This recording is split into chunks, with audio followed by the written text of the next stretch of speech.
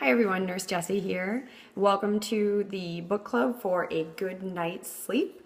We will be using the Walcoa book that you hopefully have in your hot little hands to start with throughout the remainder of our time together. I will be joining you every week in a short introductory video to hopefully spur on some further discussion and share any insights that I might have with you as well.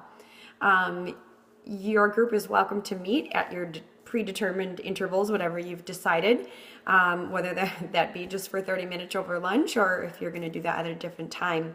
We wanted to take the work out of it for you, so we provided you with some weekly agendas and also the videos from myself. So hopefully we'll learn together on how to get a good night's sleep.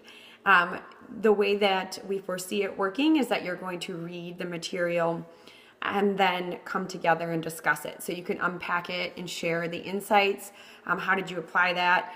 And one of the things that I'll draw your attention to is in the weekly agendas, we note reading the Circle of Trust touchstones and around.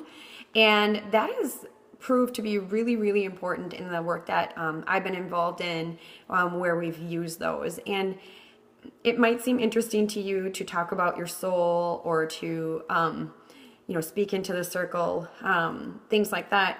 But I'll tell you, they create a way of being. You slowly, members of the group slowly start to, live by those ways of being, and it becomes a safe place to share. And don't we all need that?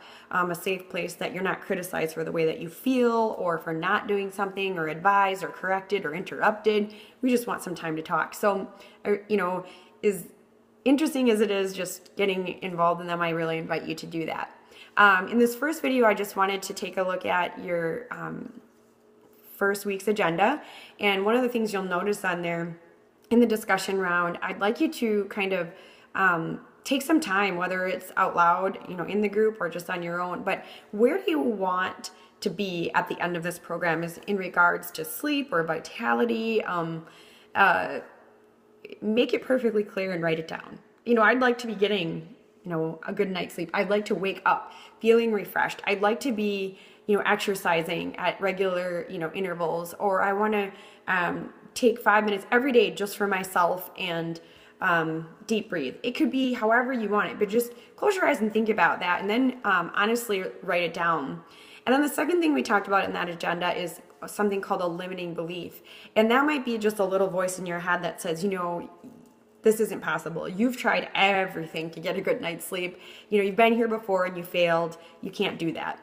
Well, we don't want to gloss over that. We want to just acknowledge those voices and write them down, or at least just say those out loud. Like, this is my fear. This is a legitimate thing I have. But then not stop there.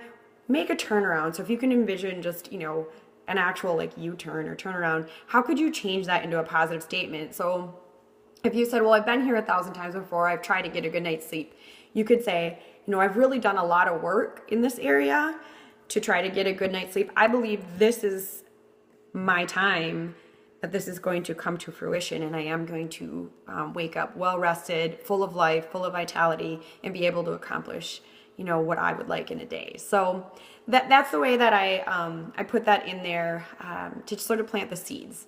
There's no perfect way to do this. There's no pass or fail or anything like that, and maybe your comfort level isn't there yet, but it's been very helpful in my life and those lives of people around me, so I wanted to give you those tools as well. So I'll see you in week 2.